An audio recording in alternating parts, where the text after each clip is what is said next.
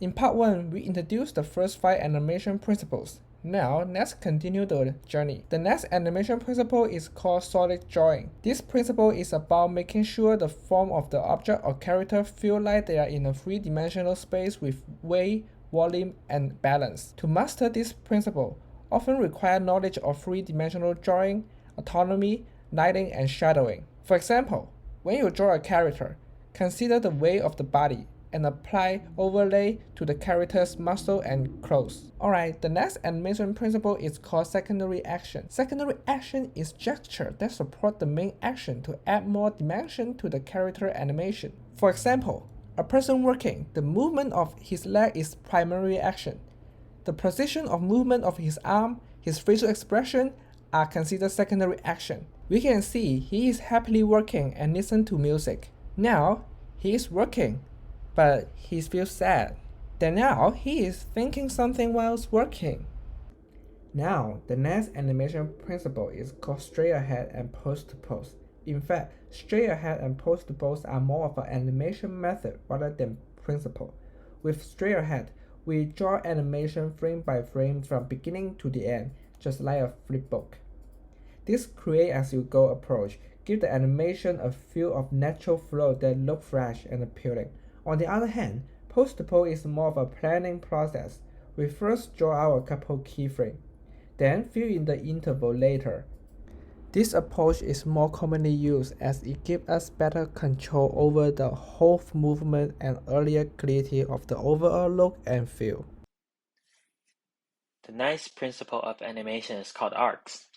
So very few things in nature move in a way that is up and down, in and out, straight line pattern. Perhaps a very mechanical robot. Rather, most things move in a circular path, also known as an arc. For example, a bouncing ball dropping to the ground, its path follows an arc. And if this path were a straight line, then the ball's movement would feel weird and unnatural. The 10th principle of animation is slow in, slow out. This technique is one of the most important in achieving lifelike actions. Without slow in, slow out, things feel unreal. For example, if a car reaches its maximum speed and stops in an instant, it looks weird and abrupt. In reality, many things do not start and end abruptly. Instead, they often start slowly, build speed, and finish slowly, like this car instead. This car starts slowly, then accelerates and decelerates in a much more realistic way with slow in, slow out. Here are some of the tips for creating a slow in, slow out effect. You should combine it with the pose-to-pose principle. First, draw two extreme poses. Then you should draw another in between. Only add more frames near the extreme poses until you are satisfied with the slow in, slow out effect. But do keep in mind that not everything should have a slow in, slow out effect. At least a falling ball does not start slow. The 11th principle of animation is called exaggeration. Exaggeration is used to cause a greater impact. Although it is fine to imitate a realistic behavior, the animation will feel very boring. That said, we should add some exaggerations to make the animation more attractive and vivid. For example, if a person is happy, make him happier. If a person is sad, make him sadder. And if a person is angry, make him angrier. However, it is important to note that exaggeration is not the same as distorting a character's action in an unimaginable way.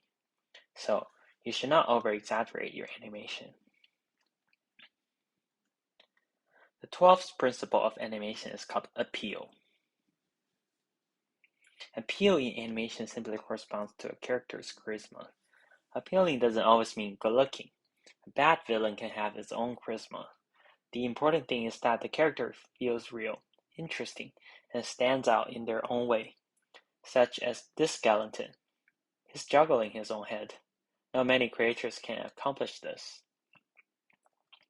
According to Thomas and Johnston, the legendary animators worked at Disney. To make a character more real, you should avoid perfect symmetries. Perfect symmetries give out a stiff sense. Variation in body parts proportion feels more realistic because our humans are unreal.